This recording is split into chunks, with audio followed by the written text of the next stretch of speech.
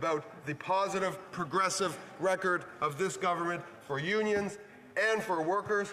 We won't be talking about things like the Conservative leader talks about, that union contracts that pay workers a decent wage result in, quote, pointless, quote, unnecessary inflation of costs, that non-union firms with lower wages are good for competition. We won't be talking about those things. The Conservative leader is pretending. It's fake, Mr. Speaker, and we'll have more to say later. Thank you very much. There you go. The Honourable Minister will have 6 minutes and 40 seconds left on the clock. Now we move to statements by members. Déclaration de député. L'honorable The Honourable Member from Kitchener Centre. Mr. Speaker, tomorrow will mark 35 years since the murder of 14 women in an engineering class at Polytechnique Montréal simply because they were women. I wish I could say that this misogynistic violence was an outlier, yet this year alone, 168 women and girls across the country have already been killed in femicides. In the face of this gender-based violent epidemic, the frontline work being done by organizations including those in my community like Women's Crisis Services, the Sexual Assault Support Center of Waterloo Region, the Coalition of Muslim Women, and YWKW are all the more important. My sincere thanks to them. For those in Waterloo Region looking to come together for the National Day of Remembrance and Action Against Gender-Based Violence, to remember the victims of the Polytechnique Massacre and all those we've lost since, CFUW will be hosting a vigil at 5:30 tomorrow night at St. Columba Anglican Church. I hope to see you there.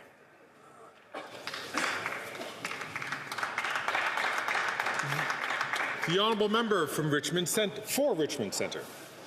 Mr. Speaker, since elected, I've been working with my colleague from Steveston, Richmond East to address our housing priority in the City of Richmond. As a result, early this January, our Liberal government invested $35.9 million through the Housing Accelerator Fund for Richmond to build more homes faster. This important funding has enabled City of Richmond to approve over 1,166 new housing permits by August, exceeding Richmond's target of 1,125 homes 4 months ahead of schedule. The Conservative leader claimed that, and I quote, municipal politicians are incompetent, greedy, and money hungry. Mr. Speaker, let the facts speak for themselves. And let us not forget that when the Conservative leader was the housing minister, he helped build 0 apartment, 0 cooperative housing, and 6 affordable units across Canada. Our Liberal government will continue to work with municipalities to turn ambition into action. Together, we will deliver real and lasting progress for my community of Richmond Centre and communities across Canada. Bravo. Thank you. The Honourable Member for Bow River. Thank you, Mr. Speaker. This week, athletes from Team Canada in Ottawa to be recognized for their achievements at the 2024 Olympics and Paralympic Games. I would like to recognize 3 exceptional athletes from the Bow River riding. Jessica Sevick from Strathmore, a 2-time Olympian in rowing, switching from doubles to women's 8, culminating in a successful Olympics winning silver this year. Kira Wardley of Vulcan, also a 2-time Olympian, with the women's rugby sevens team in 2019 and follow-up at the Paris Olympics, winning silver 4 years later. Jennifer Oakes of Brooks, 3-time Paralympian with Canada's women's sitting volleyball team since 2015, Canada's best server in 2020, and winning the bronze medal in this year's Paralympics.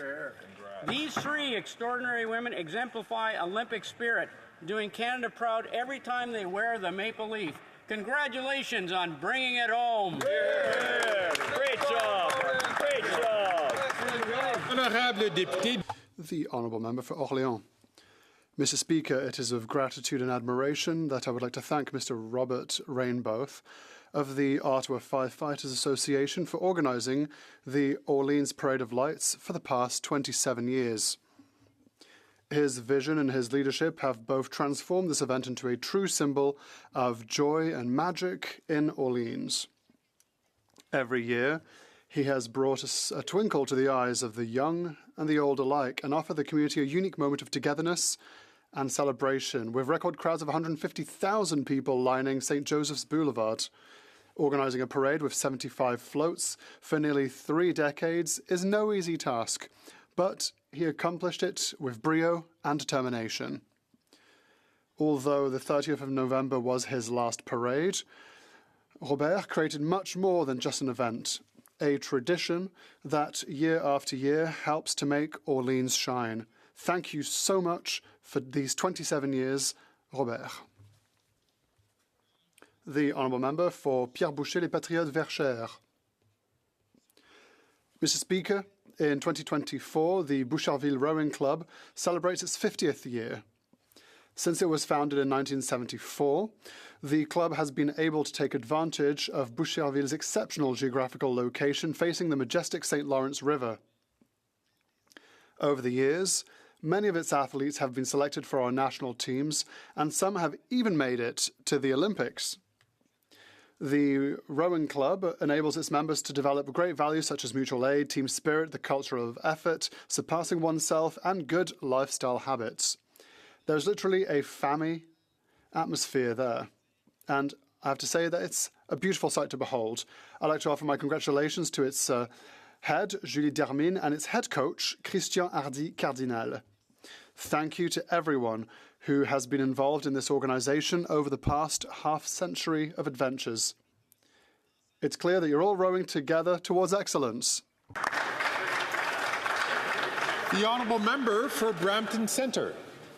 Thank you, Mr. Speaker. Last week, I received a message from a small business owner in our community. He said, quote, "Thank you, MP Shafkat Ali and Liberal leadership. Our small business received Canada Carbon Rebate today. It came in unexpectedly and at the right time." End quote. Great to see that Canada Carbon Rebate for small and medium-sized businesses is making a real difference. $2.5 billion of the proceeds from the price on pollution is going back to about 600,000 small businesses. Our government is committed to making life more affordable for Canadians while protecting our environment and helping small and medium-sized businesses to grow, innovate, and stay competitive. Thank you, Mr. Speaker. Hear, hear. The Honourable Member for Yellowhead. Alberta is the beating heart of Canada. It's where farmers, truckers, and energy workers rise before the sun, roll up their sleeves, and build this country's prosperity. It's where hard work, freedom, and community aren't just values, they're a way of life. But the NDP Liberal government is hell-bent on crushing Alberta.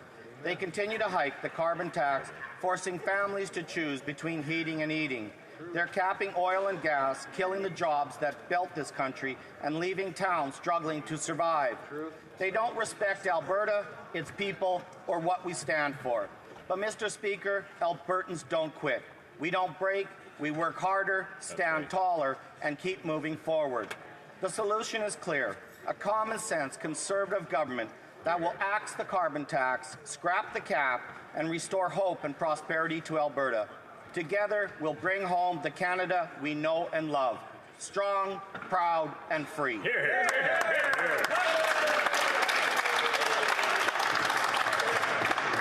The Honourable Member for Dartmouth Cole Harbour. Mr. Speaker, today I rise to celebrate an incredible milestone for a small but mighty voice in Dartmouth, the North Dartmouth Echo. 20 years ago, this non-profit newspaper was born out of a single but powerful vision: to amplify the good news in the community, news that too often went unheard. Since then, the Echo has become a beacon of positivity, staffed entirely by dedicated volunteers, now an all-woman team, who publish 5 inspiring issues a year. This is more than a newspaper, Mr. Speaker. It's the heartbeat of a community. The Echo shares the triumphs of local schools, small businesses, nonprofits, and everyday residents. It connects, celebrates, and uplifts North Dartmouth. I want to give a quick recognition to Sylvia Anthony, a co-founder whose tireless efforts, selling ads, gathering stories, and even delivering the newspaper herself keep this incredible initiative alive. As the Echo publishes its December issue, let's all celebrate this 20-year legacy of community spirit and good news. Here's to another 20 years of making North Dartmouth proud. Hear, hear. The Honourable Member for Outremont.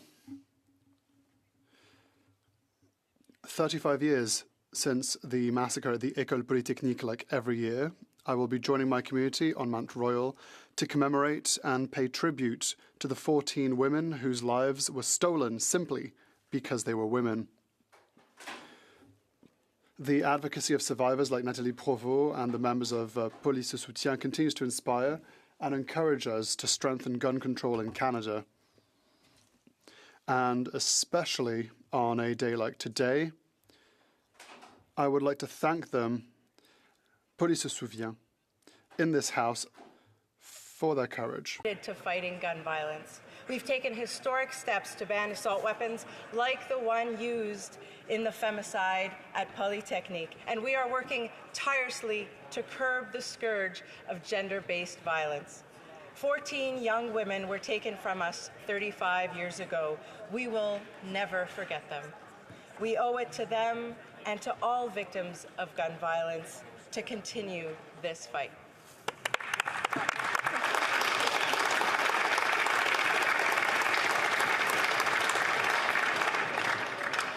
The honourable member for Kamloops, Thompson, Caribou.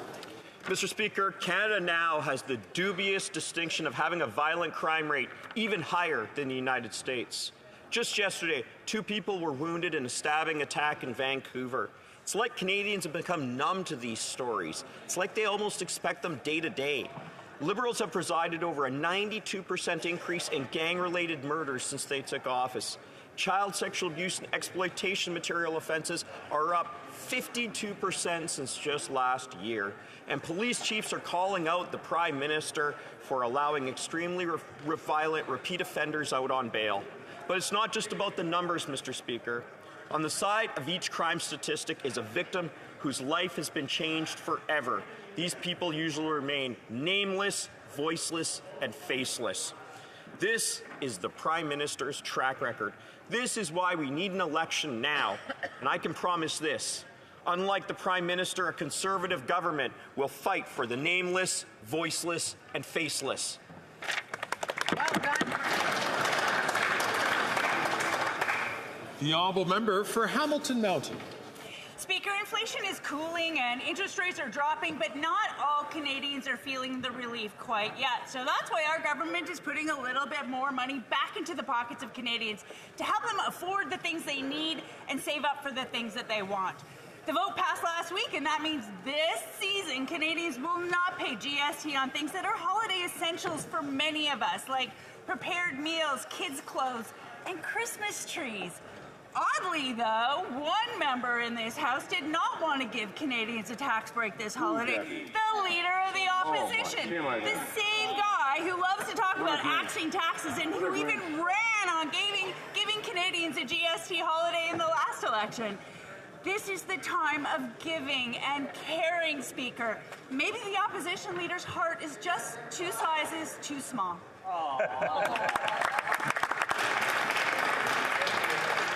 The honourable member for Barrie Innisfil. The opposition leader has offered the finance minister 2 hours to present the fall economic statement on Monday. The minister's response was to reject the offer to provide an update that would take no more than a minute. It's absurd that Canadians are in the dark about how dire the fiscal situation is in this country. The NDP Liberal Costly Coalition has created inflationary deficits that are hurting Canadians at the grocery store, the gas pumps, and in their monthly heating bills. Canadians are trying to manage household budgets while this government's inflationary deficits are costing every Canadian as the deficits blow up uncontrollably. Canadians were promised a $40 billion deficit cap in the spring budget. So what is the real deficit number, and why won't the finance minister take up the offer by the opposition leader to tell Canadians the truth in the People's House?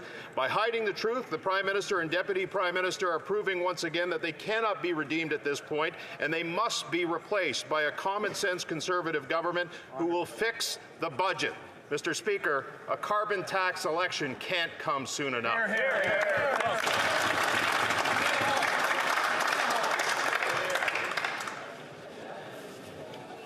The honourable member for Tobic-Mactaquac. Mr. Speaker, this NDP Liberal government can be summed up by 2 principles: pensions and power. The leader of the NDP will continue to vote pro-confidence in this government so he can receive his pension. It's the perfect partnership. The Prime Minister gets the power and the NDP get their pensions. More hypocrisy from the Maserati Marxist, champagne socialist, jet-setting, high-carbon coalition that has broken our economy, doubled our housing cost, and crippled our natural resource, agriculture, and transport sectors. They brought in back-breaking regulations and taxations that have led to record numbers at our food banks and sky-high violent crime. The NDP do their grandiose announcements about breaking up with their Liberal partners, but when push comes to shove, they continue to prop up the very government that has gotten us into the mess. When will the leader of the NDP finally stop the talk, take some action, and call a carbon tax election so Canadians can decide between the carbon tax coalition and a common-sense Conservative government that will axe the tax, stop the crime, fix the budget?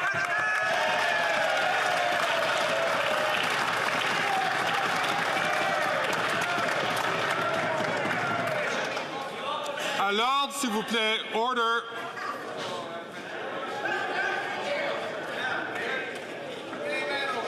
Order, please. I know that colleagues would like to listen to all members' declarations. I'll ask them, please, to not take the floor. The honourable member for Halifax West. Thank you. Silent night, holiday bright. Mr. Speaker, we did what's right. With inflation still hard to bear, we voted for real relief to show we care. GST, HST off essential needs, we're helping families to succeed. Silent night, not all is right. The leader of the opposition refused this light. The leader who vowed to axe the tax turned his back when time to act. Broken promises Canadians see, a leader that's out of harmony. Silent night, the question is clear. Why deny hope this time of year? Canadians deserve to know why tax relief was met with no. This Christmas season, from my family to yours, may joy and cheer bring warmth and peace for the year. Thank you.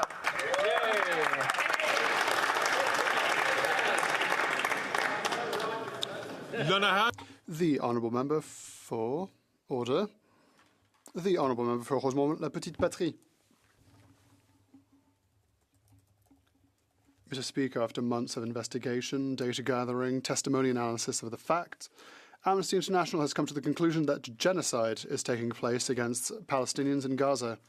After bombardments against civilian populations that have left more than 52,000 dead, more than 100,000 wounded, 2 million displaced in an area from which they cannot flee, and a humanitarian crisis in which hunger is being used as a weapon of war, this conclusion will come as no surprise to anyone. At least no one with an iota of compassion.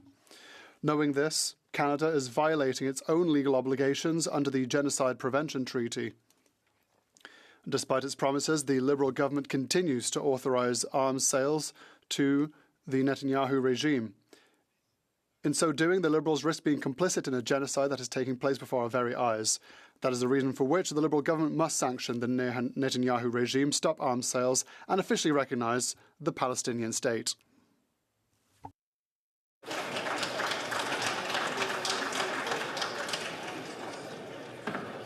L'honorable député de Trois-Rivières.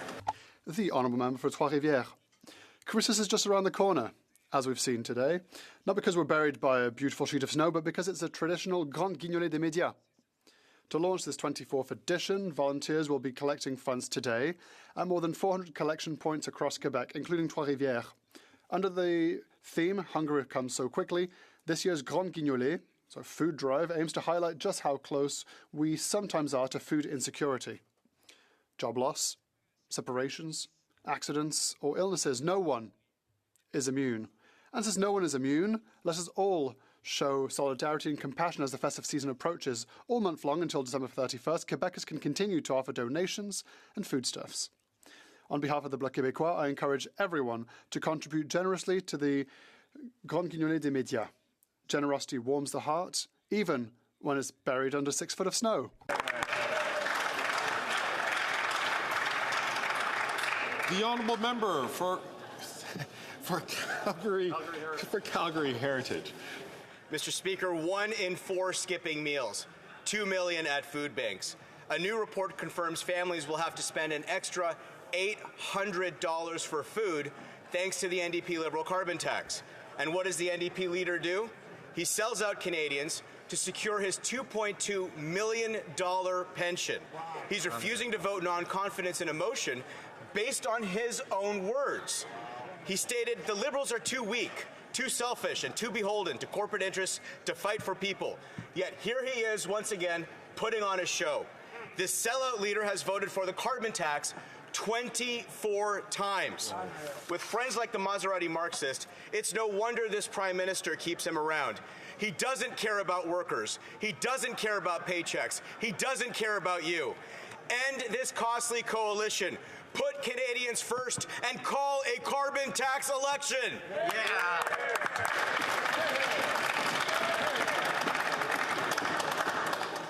The honourable member for Brampton South. Mr. Speaker, this week we have learned more about the alleged reports of foreign interference in the Conservative leadership race. All party leaders, the Bloc, the NDP and the Green Party have taken the government up on its offer to get a security clearance. Yet the leader of Conservative Party still refuses to get this security clearance and to access classified documents that would help him protect the party and Canadian from foreign interference. This is not real leadership. Canadians are wondering what the Conservative Party leader has to hide. If he had nothing to hide, he would get the clearance, take the briefing, and protect the country.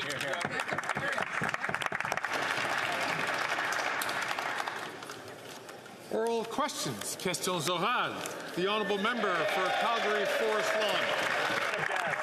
They say weak men create hard times, and this weak Prime Minister's inflationary deficits gave Canadians the worst standard of living in over 40 years. The Finance Minister promised one of her fiscal guardrails would not be going over her deficit, which is $40 billion. In fact, the PBO said she blew right past it. Simple question, what's the deficit? The Honourable Minister for Housing, Infrastructure and Communities. Mr. Speaker, my honourable colleague. The Honourable Minister. Mr. Speaker, what my honourable colleague fails to point out is that Canada is projected to have the fastest growing economy in the G7 next year. He fails to point out that we are creating jobs at a near record pace. He doesn't understand that wages are increasing faster than inflation. His strategy for the economy is to make cuts to the programs that are supporting people, cuts to the programs that are building houses. He's opposing, ironically, the tax cut that would deliver relief to families over the holidays. We're going to focus on growing the economy in a way that works for everyone, not the Conservative approach to cut the supports that families need. The honourable member for Calgary Forest Lawn. He could have just said he doesn't know, like he doesn't know where the million people he lost went. And even this number-challenged Prime Minister admits every new dollar of his handouts make his inflationary deficits worse. He says he's going to leave the economy to the bankers, that he doesn't think about monetary policy, and he said budgets balance themselves. It's the same incompetence that made Canadians bank broke, building broke, and belly broke. Canadians want to know how broken the Liberal deficit is. What's the number? Way to go, Jack! The Honourable Minister for Housing, Infrastructure and Communities.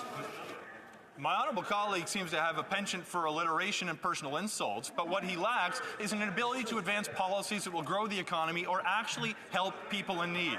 Mr. Speaker, at every opportunity, they oppose the investments that are creating jobs in this country. They oppose the investments that are building homes in this country, and they oppose the measures that are going to provide tax cuts to middle-class families, to low-income families, to workers in this country. For once, I wish we could have a debate about the issues instead of stooping to these lows where they throw insults instead of advancing policies that help real people. The honourable member for Calgary Forest Lawn. Here's a common sense policy that common sense Conservatives will bring in when his constituents fire him after the next election. We're going to axe the tax for good for everyone.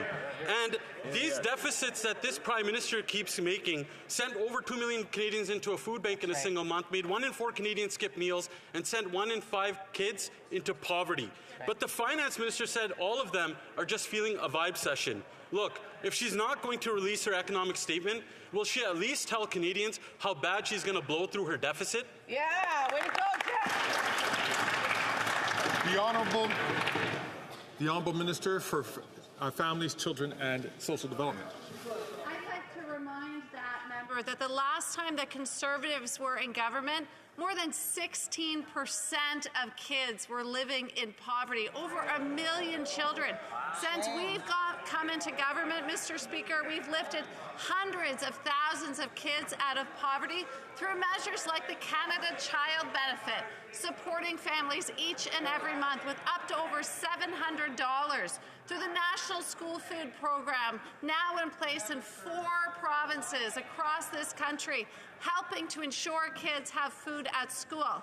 Not to mention an HST GST tax break, Mr. Speaker. We're there for Canadians.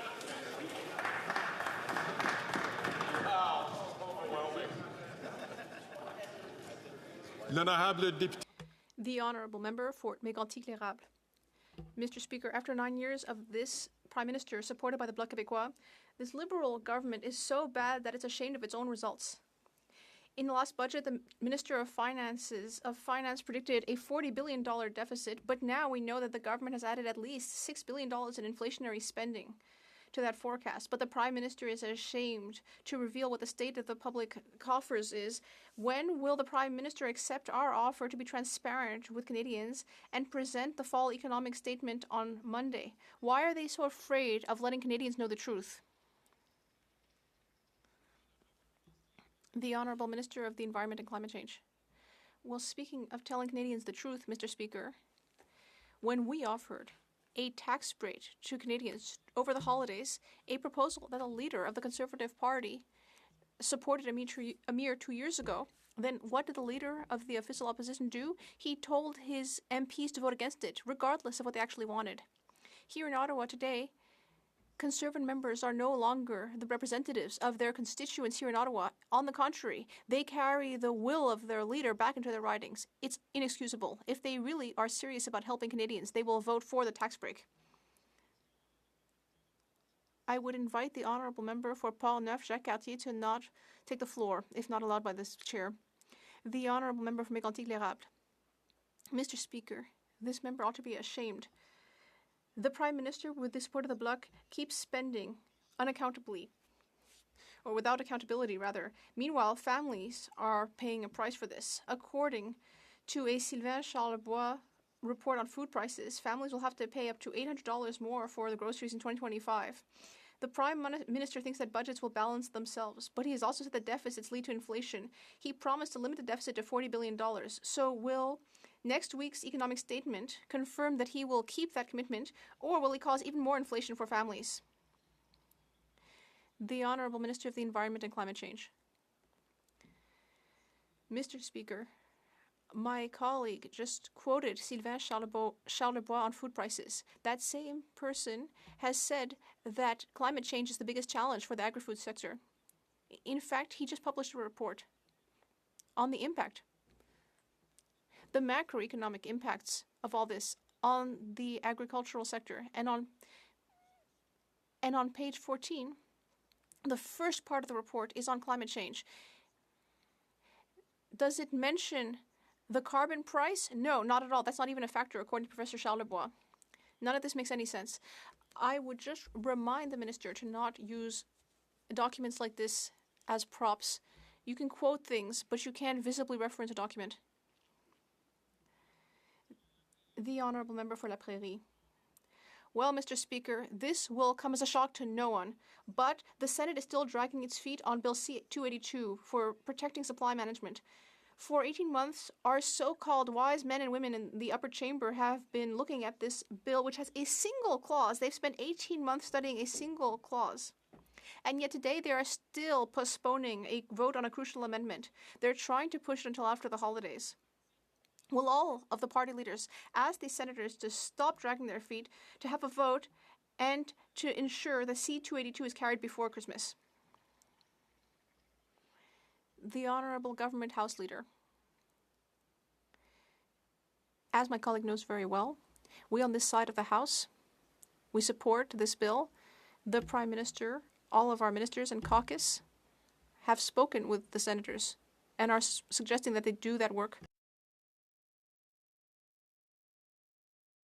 In fact, the only party leader in this House that we don't know where he stands is the Conservative leader, because we know his caucus is divided on the issue of supply management. But I can assure my honourable colleague that this government fully supports supply management. The honourable member for La Prairie. Things are not moving quickly enough, Mr. Speaker. It's been 18 months. The senators have still not managed to study a bill with a single clause. It can only mean one of two things. Either they're ready to retire or they're thumbing their nose at us once again. And when I say that, I'm not just speaking of the MPs here in this House. I'm also speaking of all the farmers in Quebec and Canada who are under the supply managed system. That's 90,000 jobs just in Quebec. These people deserve to get an answer before Christmas. On behalf of our farmers, will all the parties ask the senators to get moving before the holidays?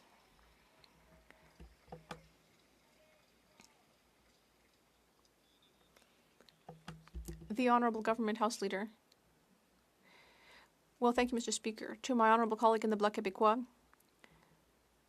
we agree. This is important for farmers. This is important for the supply managed sectors in Quebec and elsewhere in the country. We agree with that bill. We support what the Bloc has done. We support the bill getting through the Senate. Only the Conservatives seem to have issues with this. So I would invite my honourable member for the Bloc Québécois to speak with the Conservative Party to ensure the Conservative senators stop blocking this bill.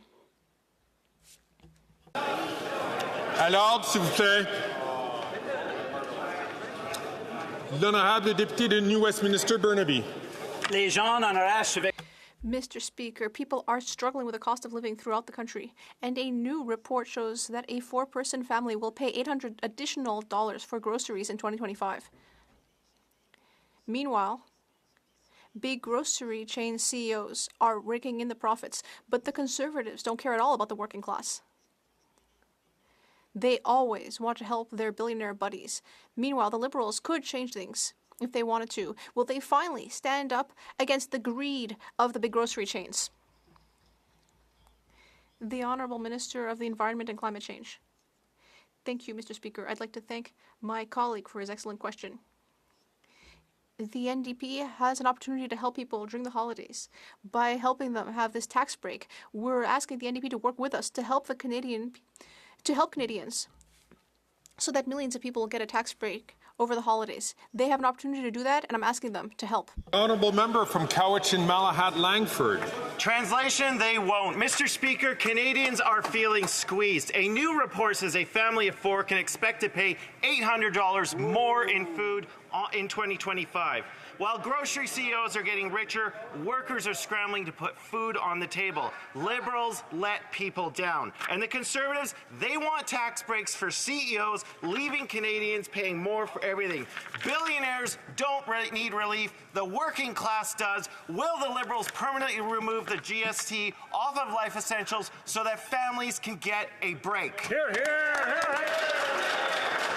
The Honourable Minister for Housing, Infrastructure and Communities.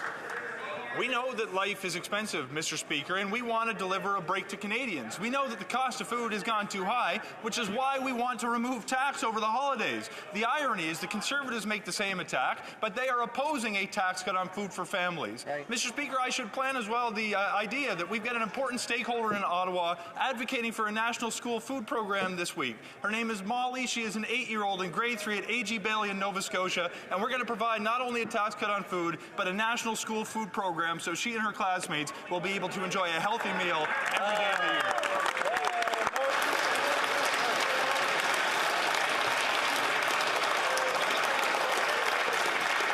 the year. Order. The Honourable Member for Foothills. The NDP Liberal Carbon Tax Coalition is delivering Canadians a Christmas nightmare. Canada's Food Price Index report showed that, on average, Canadians will spend $800 more on groceries this year. The Prime Minister's carbon tax is making a dire situation even worse. The number of food bank visits in Toronto are up 1 million people to 3.5 million visits, a 43% increase in new food bank users. Scurvy is on the rise. Food insecurity has surged more than 20%. All Canadians want for Christmas is a carbon tax election.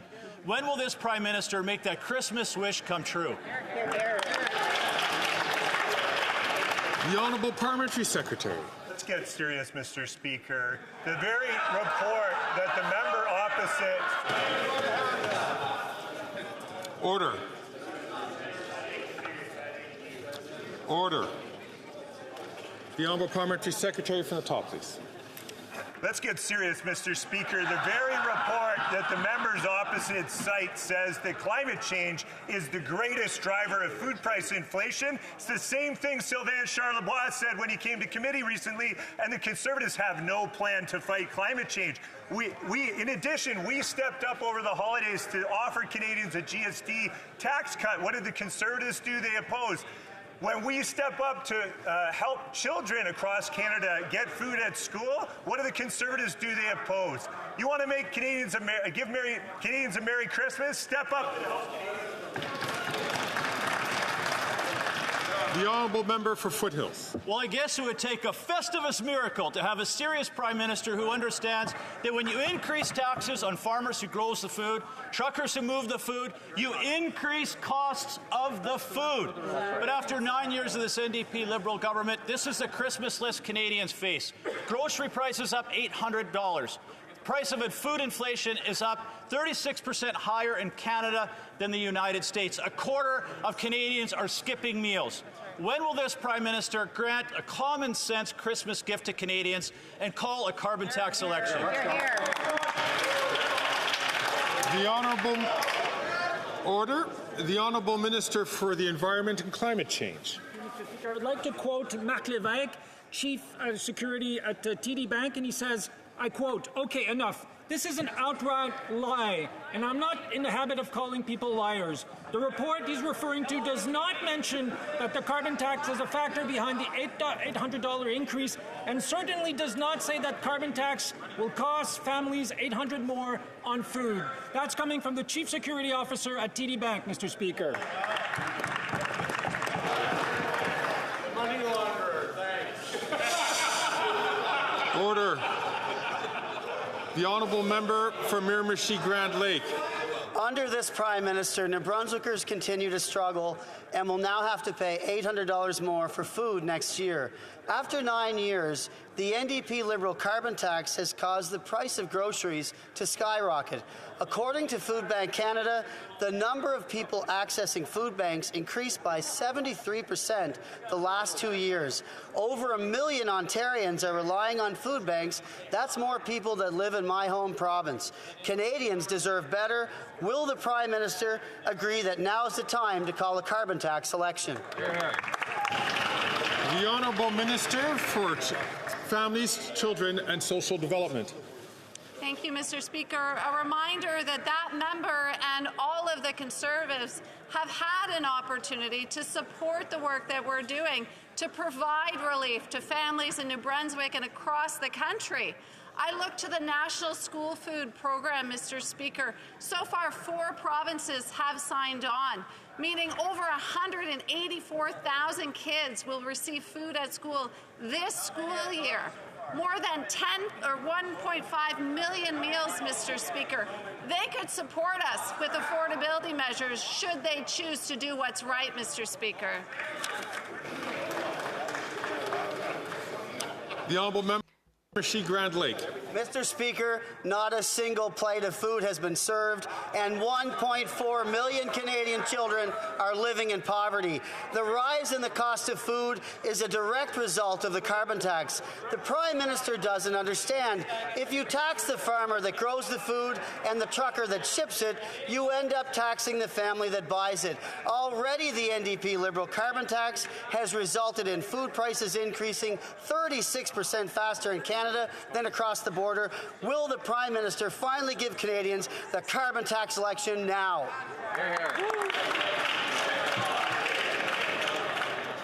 Although the chair couldn't quite make out the words, he did hear some people intervening from the far end of the chamber. It is really important, and this was brought up this morning in different meetings, but it's really important for members not to speak while other members are talking, for no other reason than the respect that we could have for our members who use the translation devices so that they can hear what's going on in the House. The Honourable Leader of the Government in the House of Commons. Thank you, Mr. Speaker. Mr. Speaker, just because a Conservative member of Parliament makes something up doesn't mean that it's true. The Minister of the Environment has quoted the actual report that says specifically that the price on pollution is not responsible for the increase in food prices. But if the Conservatives were honest with Canadians and wanted to actually do something to help them with the high cost of food over the holidays, they could support our GST tax break for Canadians that is taking the GST off of essential items, including groceries, Mr. Speaker. If they were honest with Canadians, they would support the school food program that is feeding 184,000 kids. Thank you, Mr. Speaker. Once again, the honourable member from Abbotsford, I'm just going to ask him please not to take the floor unless recognised by the House so that everybody can participate. The honourable member for Louis Saint Laurent. Mr. Speaker, you know, we have this beautiful tradition in Canada, children who write letters to Father Christmas. But this year, we've learned that Santa has never received so many letters from kids who are not asking for toys, but instead are asking Santa for food, scarves, winter coats and gloves. That's what children are asking for after 9 years of this Liberal government. A $500 billion deficit from this government. Are they really proud of their record? The Honourable Minister of Seniors and Labour. Well, Mr. Speaker, I am left speechless by what my colleague says when he just voted against the GST break. Coats, mittens, children's clothes, and many other things like prepared foods and restaurants would all benefit from that. And so this member voted against that, and believe it or not, he also is against school food programs. He doesn't want to fund breakfasts and lunches in schools. It's unbelievable, Mr. Speaker. The honourable member for Louis Saint Laurent. Well, I am against a 10-cent break on a bag of chips. What a huge difference. Well, real talk, Mr. Speaker. After 9 years of this government, 2 million Canadians are having to go to food banks. And food prices are going to go up by $800 next year due to this government's inflationary policies. After 9 years of this inflationary government with the support of the Bloc Québécois, is this government really proud of its economic record?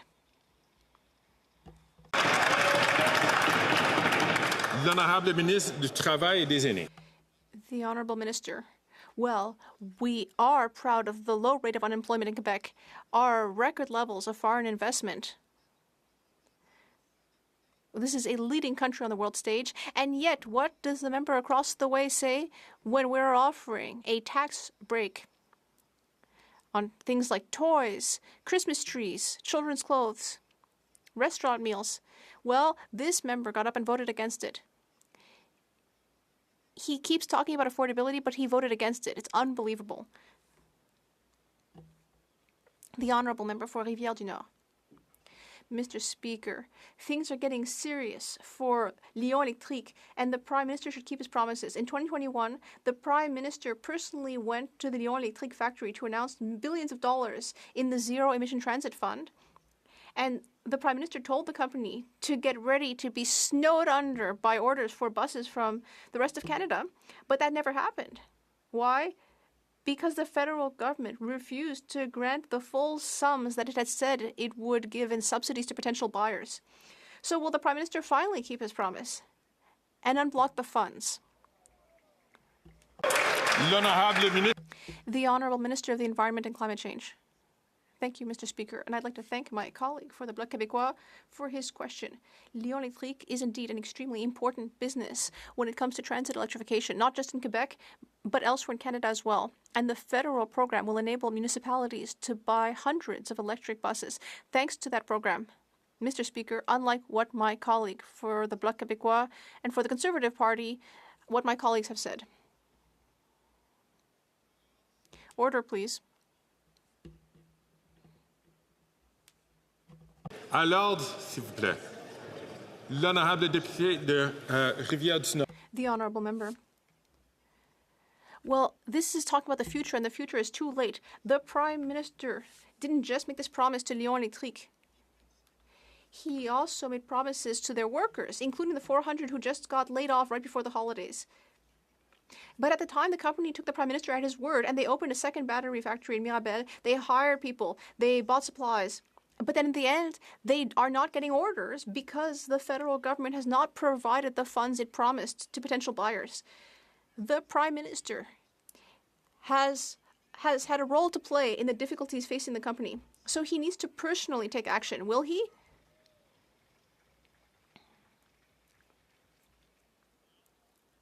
To the Minister of Innovation. Mr. Speaker, we know where the puck is going in the world economy, which is towards the clean economy of the future.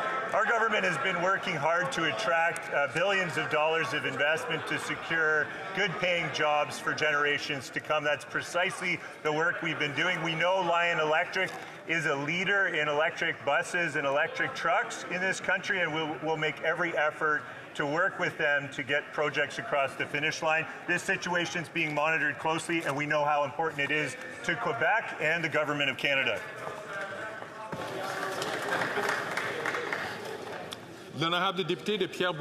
The honourable member for Pierre Boucher-les-Patriotes-Verchères.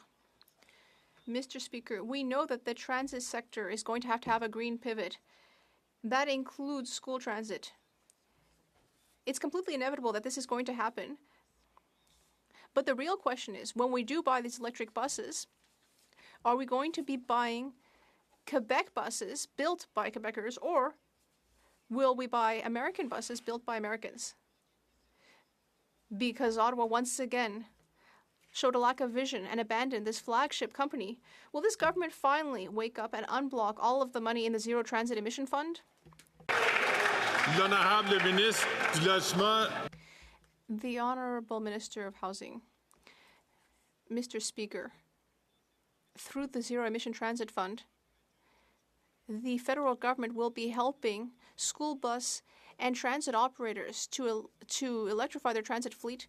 This is essential. We need to invest to support this pivot in our economy in order to seize opportunities to build the green economy.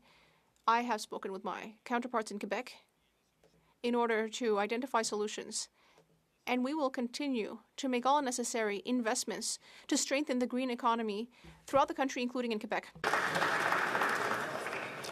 The honourable member for Cumberland Colchester. Speaker, as we approach Christmas, there is no joy. A recent study shows that more than 21% of Nova Scotia households were food insecure in 2022, which is a 17% year-over-year increase. And about 1/5 of those people who are food insecure seek help through services like food banks. As a result, food bank use in Nova Scotia has skyrocketed.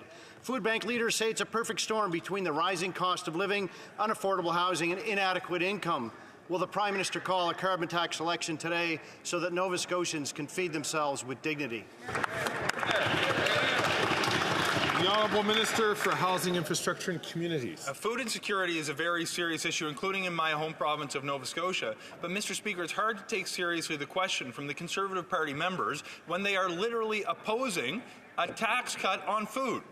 This holiday season, we are putting a GST holiday in place to reduce the cost of food that people buy, including when they go out to eat at restaurants, including products that are not exempt at grocery stores. Mr. Speaker, I hope the honourable member will put his money where his mouth is and for once support a measure that is going to deliver meaningful financial relief to families in need. The honourable member from Cumberland Colchester. Well, Speaker, I suggest that member opposite go to the grocery store now again, because essentials, grocery essentials, are already GST exempt, and the temporary tax trickery on foods such as sugary and salty foods and coated candy, popcorn, beer, and ready-to-drink alcoholic drinks are certainly not going to help food insecurity on behalf of any Canadians. And we continue to see that accessing food banks has increased 73%, and now more than 1 million Ontarians are visiting food banks, which is 6 times the population of Prince Edward Island. Canadians need relief. Will they have a carbon tax election now? The Honourable Minister for Housing, Infrastructure and Communities. It is absolutely clear my honourable colleague was not listening to the answer to his first question before he delivered his second. I said specifically that we are exempting tax on food that is not already exempted from the GST, including food that people may purchase at a restaurant. Mr. Speaker, what's interesting is the Conservatives are opposed not just to the tax cut on holiday gifts, toys for kids, clothing for kids, diapers, car seats, and food. They oppose the measures we put in place to reduce the cost of living when we cut taxes for the middle class, when we stop sending child care checks to millionaires so we can put more money in the pockets of 9 out of 10 Canadian families. They just don't care about people. It's all politics. The Honourable Order. The Honourable Member from Regina Leuven. Obviously, that minister hasn't been to a grocery store in a while. The NDP Liberals quadrupling up the carbon tax will cost Saskatchewan people $2,000 a year. Now, the latest food price report shows Canadians are being forced to buy less nutritious food because of the higher prices. This is Canada under that Prime Minister. To make matters worse, the average family will spend $800 additionally on groceries next year.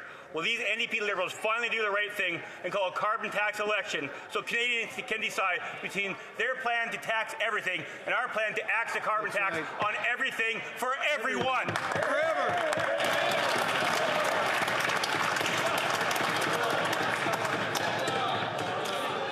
Order. Order.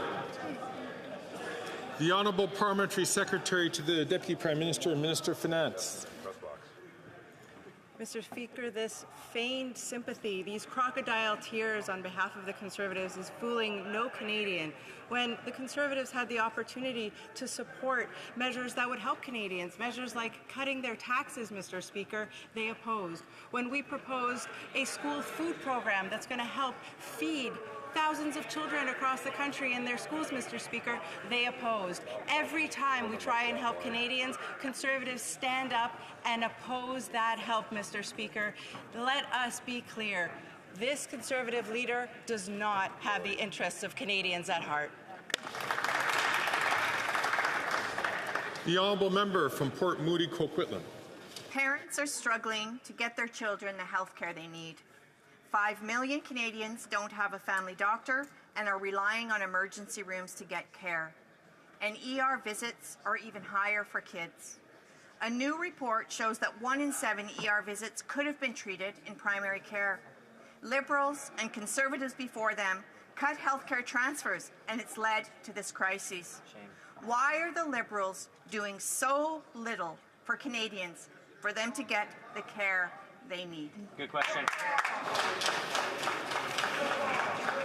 The Honourable Parliamentary Secretary to the Minister of Health. Thank you, Speaker. Canadians deserve good public health care across the country. That is why we as a government support publicly funded healthcare system. That is why we're making unprecedented investment in our healthcare system.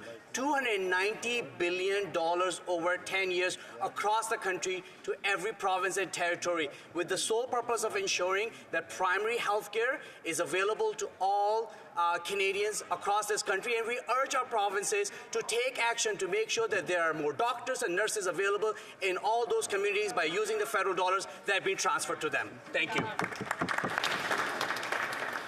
The Honourable Member for Skeena, Bulkley Valley.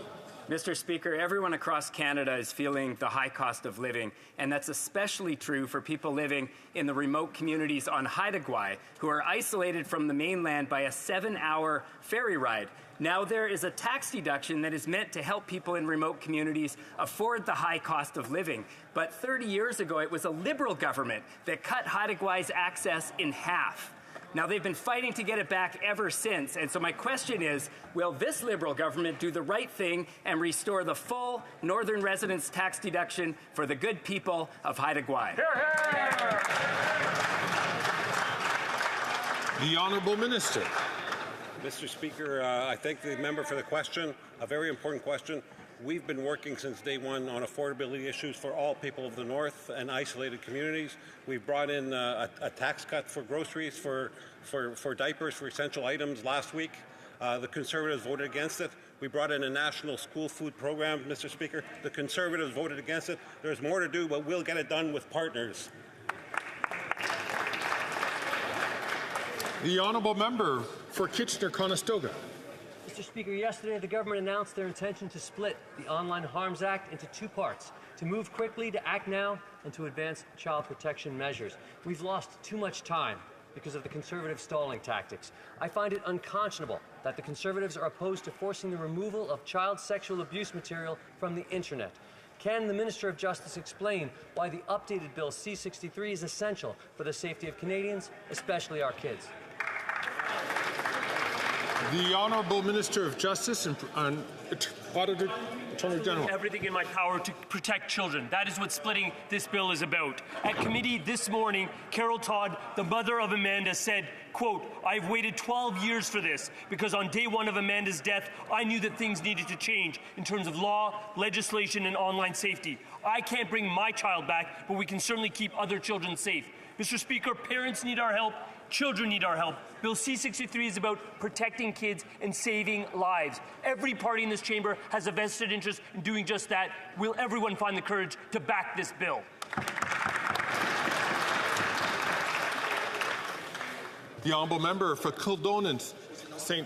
Paul. Mr. Speaker, last week the people of Toronto were shocked to see a man attempt a violent carjacking, shooting up cars all over the 401. And it's not just Toronto. Gun violence is up 116% under this Liberal government. In fact, it's the 9th consecutive year that gun violence has increased in this country. And what are the Liberals doing today, Mr. Speaker? Another announcement, but not targeting the criminals on the 401. No, targeting turkey hunters and sport shooters and trained, tested, and vetted law-abiding Canadians. When are they going to realize that gun violence is only going to stop when they go after the criminals responsible for gun violence?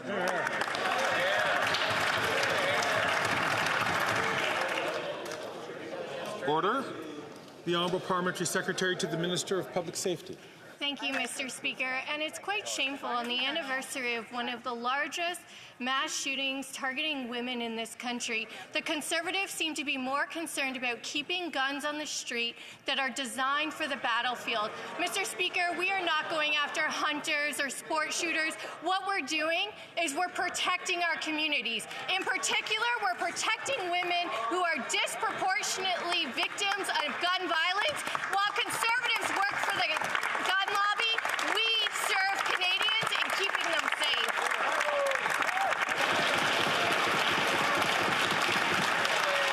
Order. Order. The Honourable Member for Kildonan St. Paul. This Liberal government has no credibility when it comes to protecting women. In the 9 years they've been in power, sexual assaults have increased 75%. 94 municipalities and the province of Nova Scotia have declared intimate partner violence as an epidemic. In Canada, Mr. Speaker, one woman in Peel region is strangled to death every single day, and violent abusers of women are getting let out on bail easier than ever because of the Liberal Bill C-75. There's only one party in this place that's going to protect women from the monsters who abuse them, that's going to put criminals of gun violence behind bars, and that's the Conservative Party, Mr. Speaker. When we're going to get an election.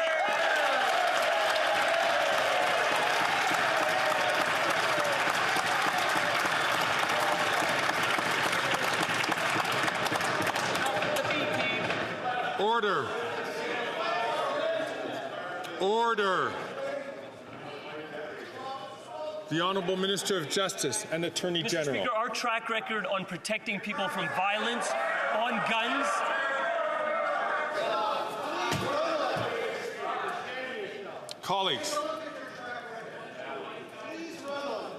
Colleagues, I cannot even hear the answer. Please, I'm going to ask you to restrain yourselves while we hear the answer. The Honourable Minister of Justice and Attorney General, from the top, please. Mr. Speaker, our track record on protecting women from violence, from violent firearms, speaks for itself with respect to assault rifles, with respect to handguns. What I find actually quite appalling is that party's ability to stand up and talk about what women want in this chamber. Because when today, Barbara Lavers at the Justice Committee said on Bill C-63, we must work together as communities, families, and governments to reduce the online abuse of our children. Social media platforms must be held accountable. They must help keep our children safe. Children like Harry are dying. Her son is dead because of online safety issues that party opposes. That's unconscionable. The Honourable Order. The Honourable Member from Kildonan St. Paul. Mr. Speaker, at the Status of Women Committee, we hear from abused woman after abused woman who have been hurt and their lives endangered because of Bill C-75. Their abusers are getting out on bail easier than ever before. I'm sorry. I'm having some difficulty hearing the honourable member. The honourable member from Kildonan St. Paul from the top, please. The statistics on women speak for themselves. 75% increase of sexual assaults. 75% increase since they've been in power. Sexual violations against children up 120%. And why is this? We've heard from Status of Women Committee over and over from abused women. It's Bill C-75. These monsters are getting out on bail and killing women. That's on this Liberal government, no matter what they say. Their announcement today will not protect a single woman in this country, Mr. Speaker. When are they going to call an election so that Conservatives can get in power and do something about it?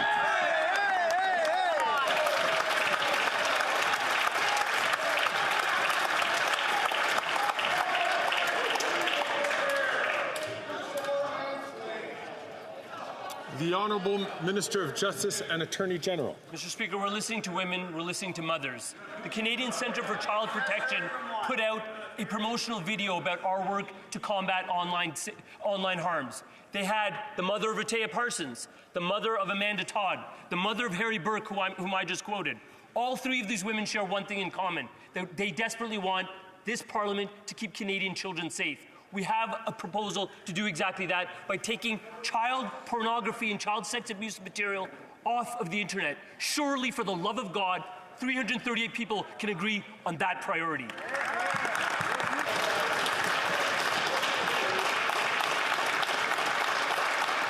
Order. L'honorable député. The Honourable Member for Charlesbourg, Haute-Saint-Charles. Mr. Speaker, we are ending the days of action against violence against women on a very bad note. In May 2020, this government unilaterally banned the use of legally obtained firearms by law-abiding citizens. In November 2022, with the support of the Bloc Québécois, they banned hunting weapons. While they go after honest citizens, gun violence has increased by 116% over the last 9 years. Illegal weapons are flowing freely across the border, and criminals are using them with impunity. Will this government please leave sports shooters and hunters alone and go after criminals? The Honourable Parliamentary Secretary to the Deputy Prime Minister and Minister of Finance. Mr. Speaker, we have taken concrete action to remove from circulation war weapons, which were designed for the battlefield, Mr. Speaker. We are taking action against assault weapons that do not belong in our community, Mr. Speaker. I find that shameful. It's the 35th anniversary of the Polytechnique shooting. Meanwhile, the Conservatives are standing up and repeating the falsehoods by the firearms lobby. The Honourable Member for Drummond. On Tuesday, Quebec's National Assembly made me very proud to be a Quebecer when it unanimously supported a motion denouncing hate speech and calling for an end to the religious exemption. Calling for someone's death in the name of God should not be more lawful or legitimate than calling for someone's death because you don't like them. Freedom of religion is not a license to propagate hatred, Mr. Speaker. If a religion is misogynistic or homophobic, then that's the problem, not women's and homosexuals. Why did the Liberals reject the motion to denounce the religious exemption, even though the motion was similar to the one passed unanimously on that same day by the National Assembly of Quebec? The Honourable Minister of Justice and Attorney General. Thank you, Mr. Speaker. We are aware of the fact that hatred is rising in our communities and that there is an increase in anti-Semitism everywhere in Canada at the moment. The Bloc Québécois suggestion is a good one. We want to study it in depth. What I would like to underscore is what I've said many times before, which is that we already have in this place on the table legislation to combat hatred in Canada. That is Bill C-63. If they want to support that legislation, that would help all Canadians.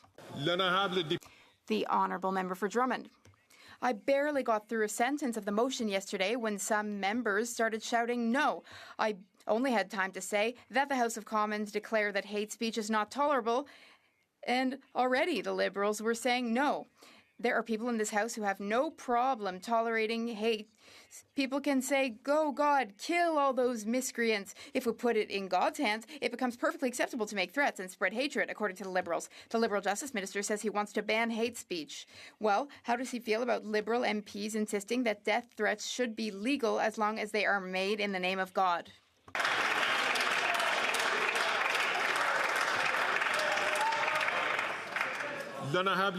The Honourable Minister of Justice and Attorney General. Mr. Speaker, hatred is on the rise, and it's up 130% as compared to a few years ago. All Canadians and Quebecers are experiencing this.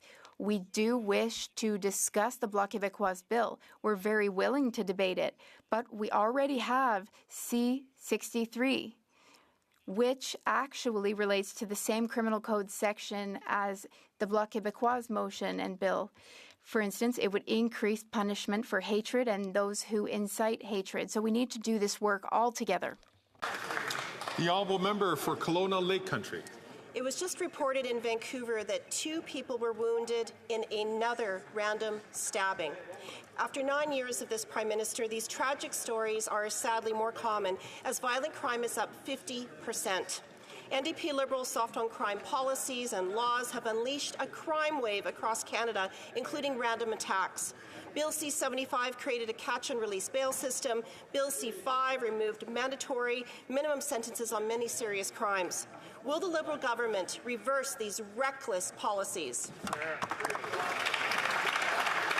The Honourable Minister for Justice and Attorney General. Mr. Speaker, Bill C-75 codified existing Supreme Court jurisprudence and added a tougher decision on bail for those who target women. That's the fact. Let's talk about the actual combat against crime. Let's talk about crimes against children. Mr. Speaker, you cannot make this up. What the Leader of the Opposition has said, what his Justice critic has reiterated, is that no matter what progress we make with the help of the Bloc Québécois and the NDP on taking down child pornography off the internet, they will reverse it. That is morally bankrupt as a policy and incredulous to assert in this chamber. The combat against crime includes combat against child sex predators. The honourable member for Kelowna Lake Country. Well, Mr. Speaker, that was just a desperate and untrue response. And after 9 years of these NDP Liberals, Canadians don't even feel safe walking down the street, taking public transit, or even being in their own homes. Canadians want repeat violent offenders to remain behind bars and mandatory jail time for serious violent crimes. Small businesses have had it with the crime and the extra costs. Even every Canadian premier called on the Liberals to scrap the catch-and-release bail policies. So will the Liberals listen and reverse the reckless crime policies, or can they just get out of the way so a Conservative government can fix what they broke? The Honourable Minister of Justice and Attorney General. Mr. Speaker, let's talk about the facts. The facts, as reported by CTV, are that the Conservative leader has vowed to repeal the legislation entirely should it become law. Yesterday, the Conservative Justice critic indicated that it is exactly that. They would repeal online regulation bills passed by the Liberal government. You know, Mr. Speaker, that might deter some people. It sure as heck is not going to deter me. What I'm going to do is I'm going to keep Canadians safe. That means Canadian moms, Canadian children, and if I do that with my party's help, with the Bloc Québécois' help, and the NDP's help, so be it. I will do it over the opposition to the Conservatives because their position is bankrupt morally and endangers our kids.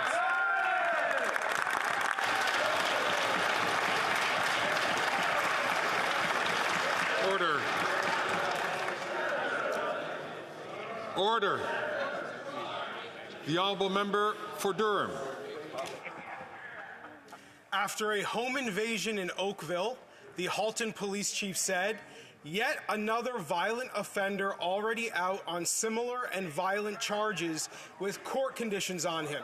Anyone surprised that some of these violent criminals reoffend?" Mr. Speaker, I know someone who might be surprised. The Liberal Minister of Justice. Wow. Tragic and appalling. He thinks he knows more than police officers do in our country. Shameful. So the question is, when will this Liberal government listen to police across Canada and stop violent criminals? Great question. Great. I invite the honourable member for Ottawa Centre, please, not to take the floor when not recognised by the chair. The Honourable Minister of Justice and Attorney General. Here's an example of a few police officers that I'm listening to, Mr. Speaker. Deputy Chief in Vaughan, Alvaro Almeida, has said specifically that without investments in resources like courts and Crown attorneys, we can't actually keep the bad guys in jail. The National Police Federation, or police officers that I'm also listening to, what they've said is that it's interesting that in order to be appointed as a JP that decides bail in Nova Scotia, you have to have legal training before getting that appointment. That is not the case throughout the country, certainly not in the case in the province of Ontario that I call home. That's an issue that needs to be addressed because we all have a vested interest in keeping people safe. Again, I'm going to ask the honourable member, who's a new member from Durham, not to take the floor, especially after he asked a question. It's important for us to hear the response. L'honorable député de Sudbury. The honourable member for Sudbury. Mr. Speaker, our government is implementing a tax holiday for all Canadians effective December 14th. This is a move by our government to help Canadians celebrate during the holidays without additional costs. And this will be real savings on children's clothing, food, and many other essential items. But the Conservatives voted against our tax holiday. Could the minister explain how this government will help Canadians financially and give them a bit of relief during the holiday time? L'honorable ministre. The Honourable Minister of Tourism and for the Quebec Economic Development Agency. Thank you, Mr. Speaker. Well, what is the Conservative leader doing for people? To give them a tax holiday? Nothing. Absolutely nothing. There's a movie everyone watches during the holiday season, How the Grinch Stole Christmas. Well, that's happening right here, Mr. Speaker. The movie, though, has a happy ending. The Grinch's heart gets bigger, but the Conservative leader's heart is not getting bigger. He just doesn't want to help Quebec and Quebec families buy toys, diapers, or groceries. Mr. Speaker, Canadians can definitely not trust or have confidence in the Conservative Party's leader. The honourable member for Wellington Halton Hills. Mr. Speaker, it's been 8 months since fiscal year end. How are we supposed to vote on billions in spending and taxation without the deficit number? Speculation is that the government has blown through its deficit anchor, its fiscal anchor, despite the finance minister promising that, quote, "This is our fiscal anchor, a line we shall not cross, and that will ensure our finances remain sustainable so long as it remains unbreached." So what's the deficit? How big is the breach? And how unsustainable are federal fiscal finances? Wow. Great.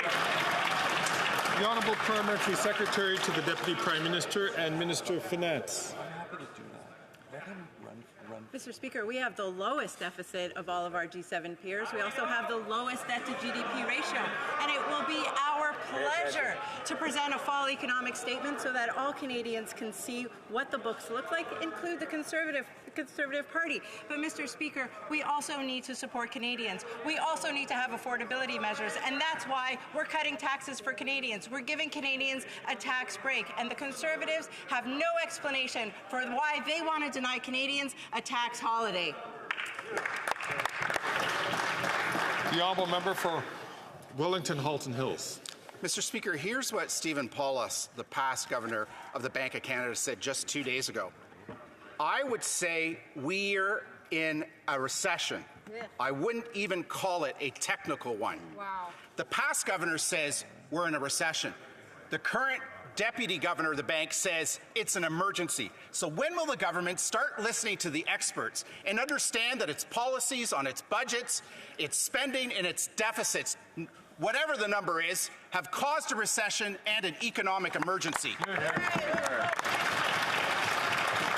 The Honourable Parliamentary Secretary to the Deputy Prime Minister and the Minister of Finance. I have to say, I am quite disappointed in the Conservative member opposite. He should know what the definition of a recession is. We haven't even had a single quarter of negative growth. In fact, Statistics Canada has just revised our growth numbers upwards for the last 3 years. They would like to quote former governors of the Bank of Canada. I've got one. David Dodge just said that because the Conservative Party was obsessively focused on reducing the federal deficit between 2011 and 2015, the Harper government unnecessarily contributed to a slower, rather more muted recovery. Hear, hear. This Liberal government has ensured a very strong recovery, the strongest in the G7.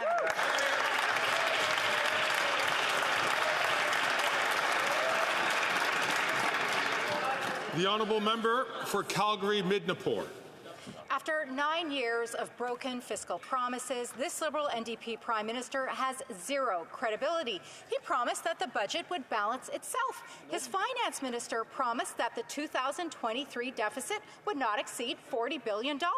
Now, the Parliamentary Budget Officer has told us that this Liberal government has shattered through their $40 billion deficit promise by $7 billion. So I have one question for the Prime Minister.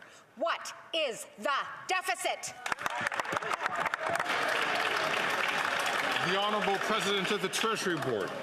Speaker, what we hear on the other side of the House is not resonating with Canadians. The reason being because Canadians, in their time of need, require a government that recognizes that their supports for dental care, supports for pharmacare, supports for a national school food program, supports for the most vulnerable in our economy are ones that the Conservatives ignore. They vote against every single time, Mr. Speaker, and on this side of the House, we will always be there to support Canadians in their time of need.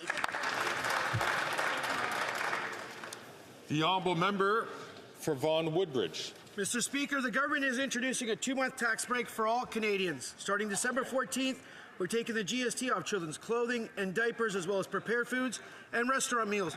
You would think that after all their preaching about cutting taxes, the Conservatives would walk the walk and support this measure. But they voted against it. Why won't they axe this tax? Can the Minister of Housing and Infrastructure tell us why axing this tax on the middle class is important for all Canadians? Merry Christmas, Mr. Speaker.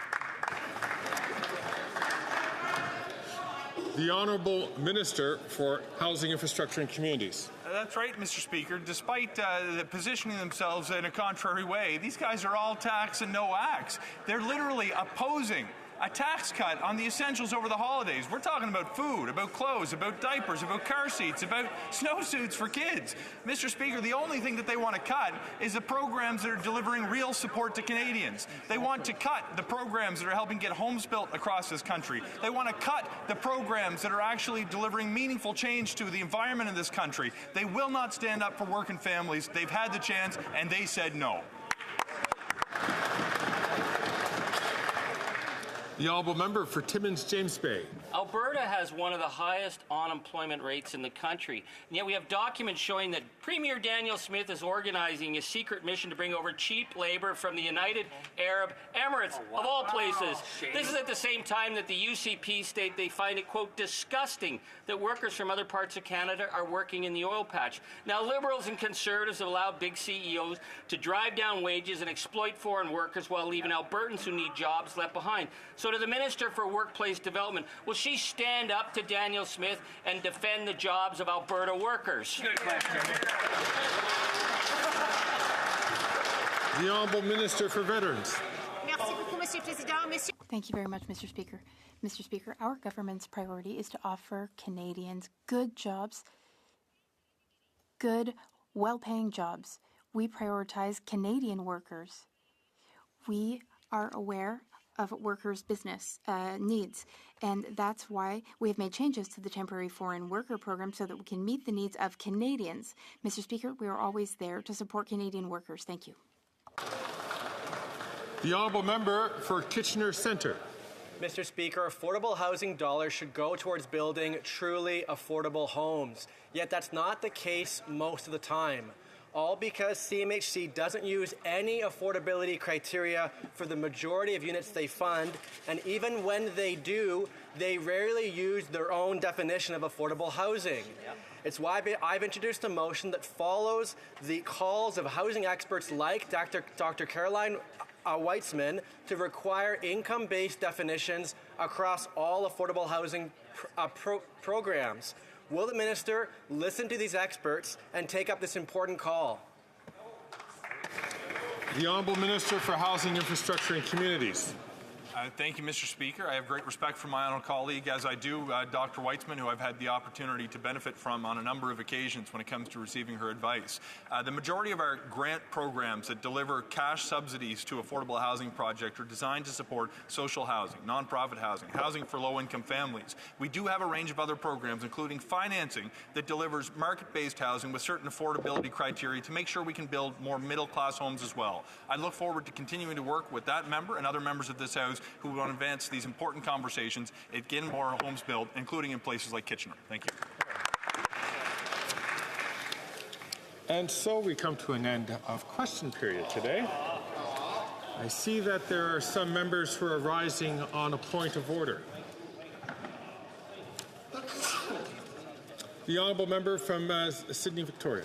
Mr. Speaker, I believe you will find unanimous consent for the following motion, that notwithstanding any standing... So I'm afraid I'm not hearing. I'm going to ask the honourable member.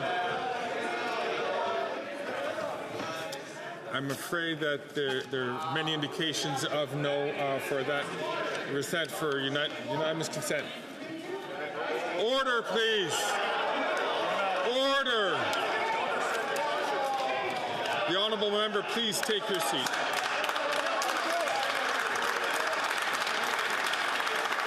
The honourable member for Regina Capel is rising. Order. The honourable member from Regina Capel is rising on a point of order. Find consent for this motion that the House recognize everyone living in First Nation communities should have access to safe, clean drinking water and condemn the Liberal government which has failed after... So I'm afraid the honourable member from Regina Capel, I'm hearing a lot of no's in this room.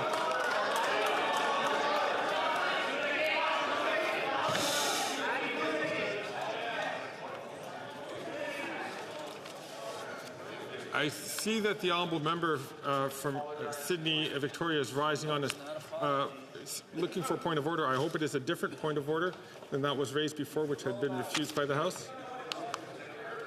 I am asking the honourable member if he is rising on a different point of order than the one that was just refused by the House.